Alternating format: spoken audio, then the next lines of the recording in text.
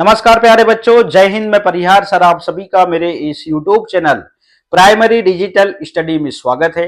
प्यारे बच्चों, आज के इस वीडियो में हम कक्षा 5वीं की ईवीएस का अध्याय 15 सीखने जा रहे हैं और इस अध्याय का नाम है उसी से ठंडा उसी से गर्म।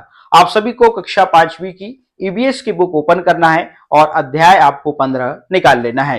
वीडियो को आप शुरू से लेके अंत तक जरूर देखें, क्योंकि इस वीडियो के माध्यम से आप अध्याय 15 सीखने जा रहे हैं। तो बिना देर किए हुए हम वीडियो की शुरुआत करते हैं और इस अध्याय को हम पढ़ना प्रारंभ करते हैं। बीच में जो भी प्रश्न आएंगे उन्हें हम कंप्लीट करते हुए आगे बढ़ेंगे। तो जैसा कि आप स्क्रीन में देख रहे हैं, यह अध्याय 15 है और इस अध्याय का नाम है उसी से ठंडा उसी से गर्म। पढ़ना प्रारंभ करते हैं। एक था लकड़हारा, जंगल में जाकर रोज लकड़ियां काटता और शहर में जाकर शाम को बेच देता था। एक दिन वह दूर जंगल के अंदर चला गया। कटकटी का जाड़ा पड़ रहा था। उसकी उंगलियां बिल्कुल सुन्न होती जाती थी। वह थोड़ी थोड़ी देर बाद कुल्हाड़ी रख देता और दोनों हाथों को मुंह के पास ले जाकर खूब जोर से उसमें फूंक मारता कि गर्म हो जाए। कोने में खड़े एक मियां, ये है मियां, ठीक है ना, और ये है लकड़हारा। कोने में खड़े एक मियां बालिश्तिये उसे देख रहे थे। घूर घूर कर उन्होंने जब देखा कि वह बार बार हाथ में कुछ फूंकता है तो सोचने लगे कि यह बात क्या है, मगर कुछ समझ में ना आया। तो वे अपनी जगह से उठे और कुछ दूर चलकर फिर लौट आए कि ना मालूम कहीं पूछने से यह आदमी बुरा ना माने। मगर फिर रहा ना गया। आखिर वे ठुमक ठुमक लकड़हारे के पास गए और कहा, सलाम भाई, बुरा ना मानो तो एक बात पूछें। तो लकड़हारे को यह जरा सा आदमी देखकर ताज्जुब भी हुआ, हंसी भी आई, मगर उसने हंसी को रोककर कहा, हाँ हाँ भाई, जरूर पूछो। बस यह पूछता हूं कि तुम मुंह से हाथ पर फूंक सी क्यों मारते हो। चलिएगा अगले पेज में चलते हैं। अब इस प्रकार से यहाँ पे आपको चित्र दिखाई दे रहे हैं, ठीक है ना। अब यहाँ पे देखिएगा, ये रहा लकड़हारा, यहाँ पे आगी जला रहा है और फूंक मार रहा है। अब यहाँ पर देखिए लकड़हारा को हाथ में कुछ आलू लिए हुए है और यहाँ पे भी फूंक मार रहा है। चलिएगा आगे पढ़ते हैं।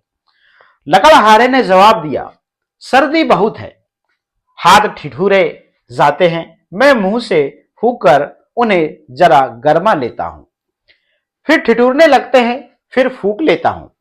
मियां बालिश्तिये ने कहा, अच्छा अच्छा, यह बात है। यह कहकर बालिश्तिये मियां वहां से तो खिसक गए, मगर रहे आसपास ही। दोपहर का वक्त आया। लकड़हारे को खाना पकाने की फिक्र हुई। इधर उधर से 2 पत्थर उठाकर चूल्हा बनाया। आग सुलगाकर चूल्हे पर आलू रख दिए। लकड़ी गीली थी, इसलिए आग बार बार ठंडी हो जाती तो लकड़हारा मुंह से फूंक कर तेज कर देता था। अरे, बालिश्तिये ने दूर से देखकर अपने जी में कहा, अब यह फिर फूंकता है, क्या इसके मुंह से आग निकलती है। लकड़हारे को भूख ज्यादा लगी थी, इसलिए एक सिका हुआ आलू उठाया। उसे खाना चाहा तो ऐसा गर्म था जैसे आग, तो फिर वह मुंह से फू फू करके फूंकने लगा। अरे, बालिश्तिये ने फिर जी में कहा, यह फिर फूंकता है, अब क्या इस आलू को फूंक कर जलाएगा। थोड़ी देर फू फू करके लकड़हारे ने उसे अपने मुंह में रख लिया और गब गब खाने लगा। अब तो इस बालिश्तिये की हैरानी का हाल ना पूछो इससे। चलिएगा अगले पेज में। फिर ना रहा गया और ठुमक ठुमक फिर लकड़हारे के पास आया और, सलाम भाई, बुरा ना मानो तो एक बात पूछूं। लकड़हारे ने कहा, बुरा क्यों मानूंगा, पूछो। बालिश्तिये ने कहा, तुमने सुबह मुझसे कहा था कि मुंह से फूंक कर अपने हाथों को गरमाता हूं, अब इस आलू को क्यों फूंकते थे। यह तो खुद बहुत गर्म था, इसे और गरमाने से क्या फायदा।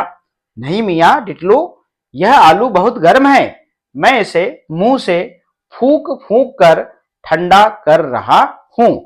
बात तो कुछ ऐसी ना थी, मगर यह सुनकर मियां बालिश्तिये का मुंह पीला पड़ गया।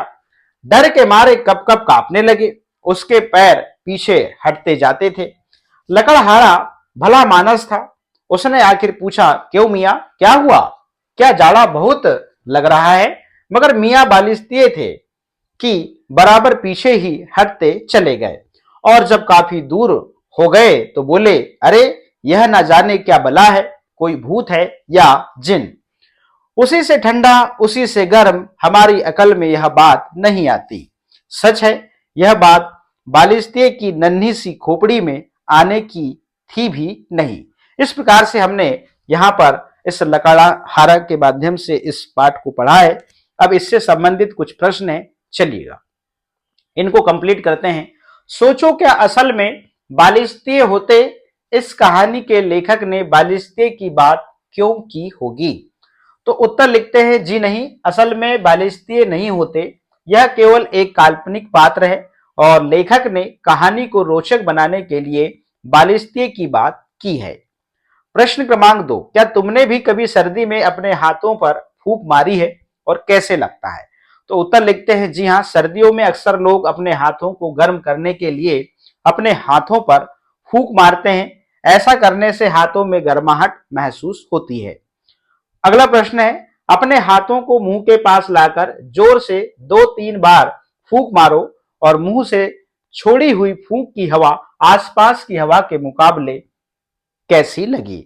तो उत्तर लिखते हैं, मुंह से छोड़ी गई फूंक की हवा आसपास की हवा के मुकाबले गर्म लगी। अगला प्रश्न है, अगर हाथों को मुंह से थोड़ी दूरी पर रखो तब भी क्या मुंह से निकली हुई हवा गर्म लगेगी और क्यों? तो उत्तर लिखते हैं, अगर हाथों को मुंह से थोड़ी दूरी पर रखेंगे तो मुंह से निकली हुई हवा ज्यादा गर्म नहीं लगेगी, क्योंकि मुंह से निकली हुई हवा कुछ दूर जाकर आसपास की हवा के साथ मिल जाएगी। इस प्रकार से हमने इन प्रश्नों को कंप्लीट किया। अब हम चलते हैं अगले पेज में। सोचो और बताओ, क्या तुम कोई और ऐसी स्थिति सोच सकते हो जब फूंक मारने से गर्मी मिलती है?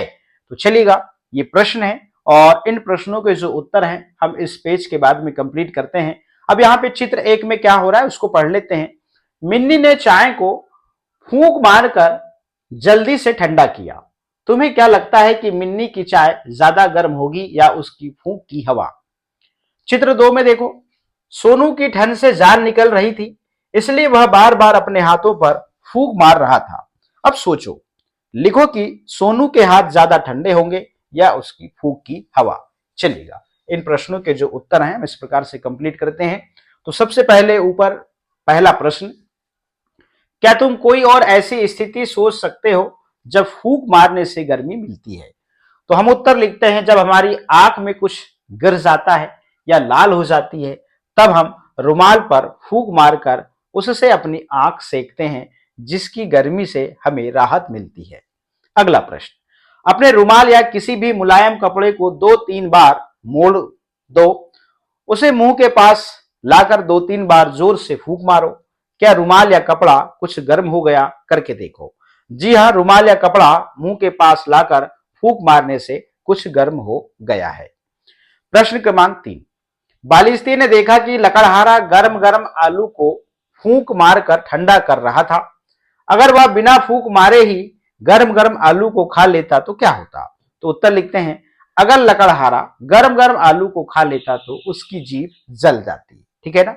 अगला प्रश्न, क्या कभी कुछ गर्म खाने या पीने से तुम्हारी जीभ जली है?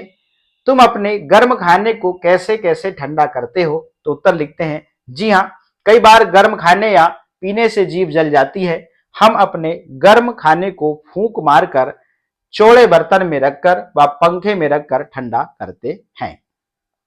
अगला प्रश्न, अगर रोटी, चावल और दाल बहुत गर्म है तो तुम तीनों को किस किस तरीके से ठंडा करोगे? तो उत्तर लिखते हैं, रोटी की परतों को खोलकर तथा चावल व दाल को ठंडा करने के लिए चौड़े बर्तन में रखकर फूंक मारकर ठंडा करेंगे। अगला प्रश्न, तुम और क्या क्या करने के लिए फूंक मारते हो? तो उत्तर लिखते हैं, फिरकनी घुमाने के लिए, सीटी बजाने के लिए, बीन बजाने के लिए, कापी पर रबर से मिटाने के बाद उसे उड़ाने के लिए, धूल झाड़ने के लिए, चाय पीने के लिए इत्यादि कार्यों के लिए फूंक मारते हैं। इस प्रकार से हम इन प्रश्नों के जो उत्तर हैं इसको कंप्लीट कर लिया और यहां पर ये दो प्रश्न थे, जरा समझिएगा कि मिन्नी ने चाय को फूंक मार मार कर जल्दी से ठंडा किया। तुम्हें क्या लगता है कि मिन्नी की चाय ज्यादा गर्म होगी या उसकी फूंक की हवा? तो अब यहां पे देखिएगा, चाय ठंडी होगी, चाय क्या होगी? ठंडी होगी, ठीक है ना। अब यहां पे चाय ज्यादा गर्म होगी या फिर उसकी फूंक की हवा?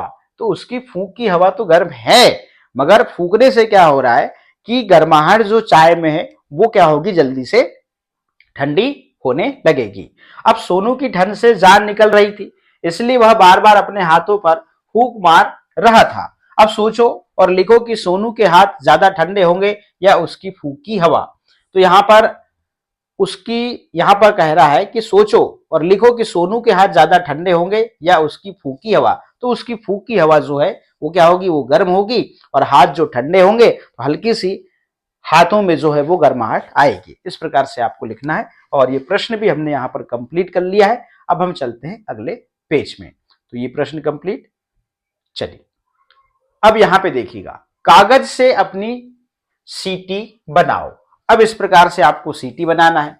एक कागज का टुकड़ा लो, 12 सेंटीमीटर लंबा और 6 सेंटीमीटर चौड़ा, आयत के आकृति का। कागज को चित्र एक के अनुसार आधा मोड़ो। इस प्रकार से इसको आधा मोड़ना है।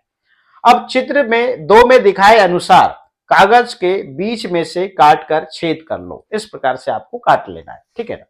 दोनों तरफ से कागज को बाहर की तरफ मोड़ दो। इस प्रकार से आपको ऐसे मोड़ देना है जैसे अपना टीन सेट की जो चादर मुड़ी रहती है वैसे। अब कागज को अपनी उंगलियों में फंसाकर देखो, कागज को अपनी उंगलियों में फंसाकर ओठों से लगा लो। इस प्रकार से अब फूंक मारो। तुम्हें सीटी जैसी आवाज सुनाई देगी, और तुम्हारे साथी की सीटी जोर से बजी या तुम्हारी, और सीटी में धीरे और जोर से फूंक मारकर अलग अलग तरह की आवाज से निकालो। इस प्रकार आप करके देखेंगे, एक प्रकार की गतिविधि है। अब यहां पे देखिएगा, अलग अलग चीजों से सीटी बजाओ। नीचे दी गई चीजों से आवाजें निकालकर देखो, लिखो उनमें से किससे सबसे तेज सीटी बजी और किससे सबसे धीरे। आवाज की तेजी को क्रम में लिखो। टॉफी की पन्नी से धीमी आवाज, पत्ते से धीमी आवाज, गुब्बारे से थोड़ी तेज, पेन के ढक्कन से तेज आवाज, और किसी और चीज से मुंह से सबसे तेज। इस प्रकार से जो है आपको यहां पे लिखना था। अब यहां पे ये प्रश्न है, इन प्रश्नों को आप इस प्रकार से कंप्लीट करेंगे। चलिएगा, क्या तुमने कभी देखा या सुना है कि लोग अलग अलग चीजों के इस्तेमाल से अलग अलग तरह का संगीत बजाते हैं, जैसे बांसुरी, ढोलक, बीन, मृदंग, गिटार आदि?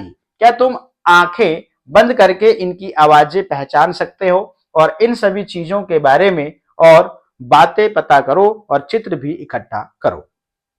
तो उत्तर लिखते हैं, जी हाँ, बांसुरी, ढोलक, बीन, मृदंग और गिटार आदि की आवाज को बंद आंखों से पहचान सकते हैं।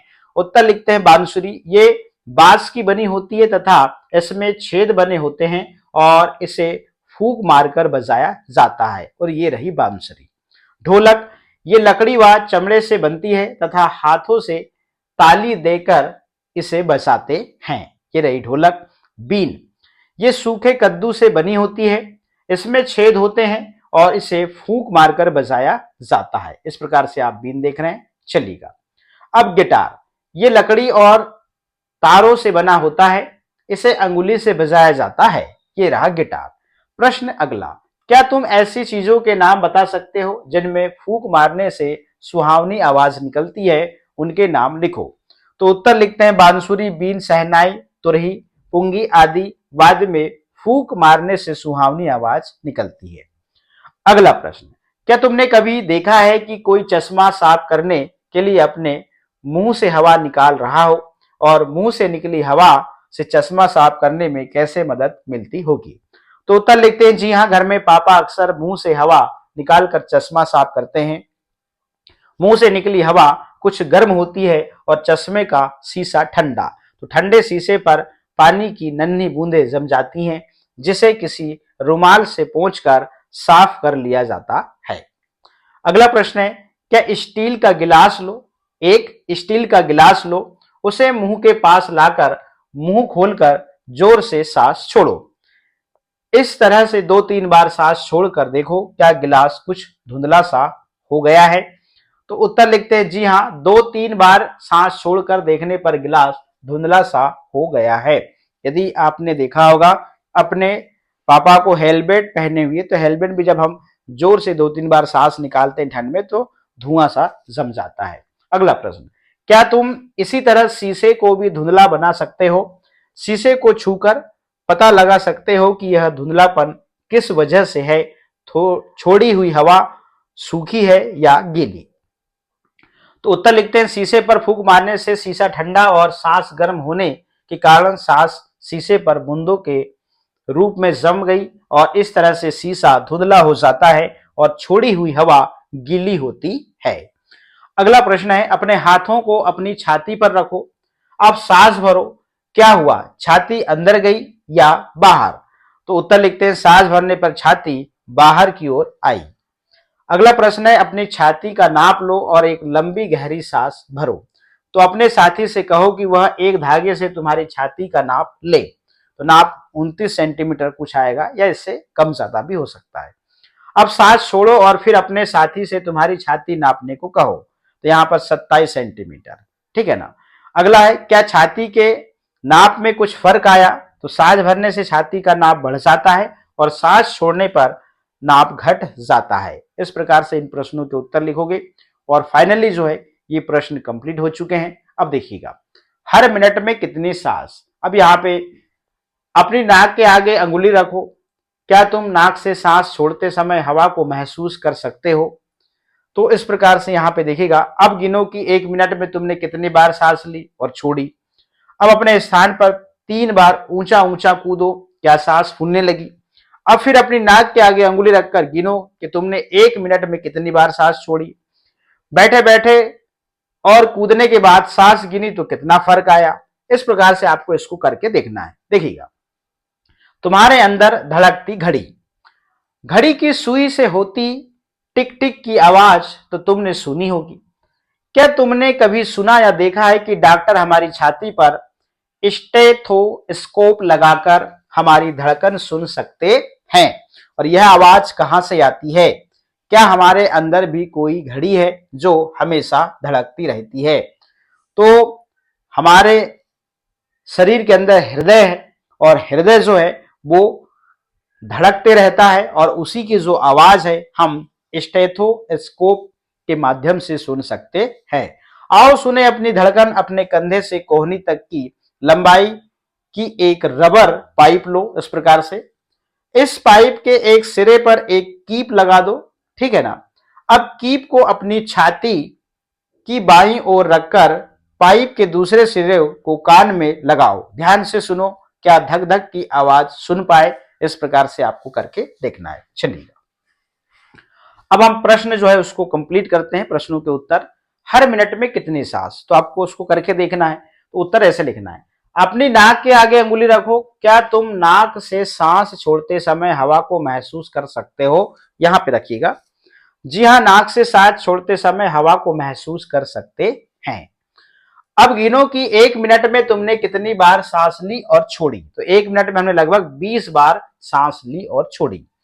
अगला है, अब अपने स्थान पर 30 बार ऊंचा ऊंचा कूदो, क्या सांस फूलने लगी? जी हाँ, बार बार ऊंचा कूदने पर सांस फूलने लगती है। अगला है, अब फिर अपनी नाक के आगे अंगुली रखकर गिनो कि तुमने 1 मिनट में कितनी बार सांस छोड़ी। तो उत्तर लिखते हैं 1 मिनट में 26 बार सांस छोड़ी। अगला है, बैठे बैठे और कूदने के बाद सांस गिनी तो कितना फर्क आया? तो कूदने से सांस लेने और छोड़ने की रफ्तार बैठे रहने की अपेक्षा 6 बार बढ़ जाती है। इस प्रकार से हम इन प्रश्नों के उत्तर कंप्लीट करेंगे।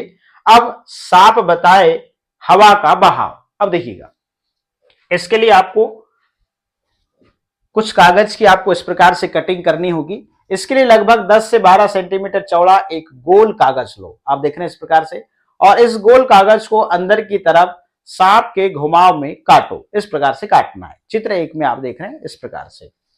अब इस सांप को पकड़ने के लिए दोनों तरफ धागा बांध लो। इस प्रकार से आपको बांधना है दोनों छोर में, ठीक है। अब सांप तैयार है घूमने के लिए। किसी भी गर्म चीज से थोड़ी दूर इस सांप को लटका कर देखो। इसके लिए गर्म चाय, पानी या जलती हुई मोमबत्ती ले सकते हो। इसके अब यह सांप कैसे घूमता है और इसके ऊपर से देखो।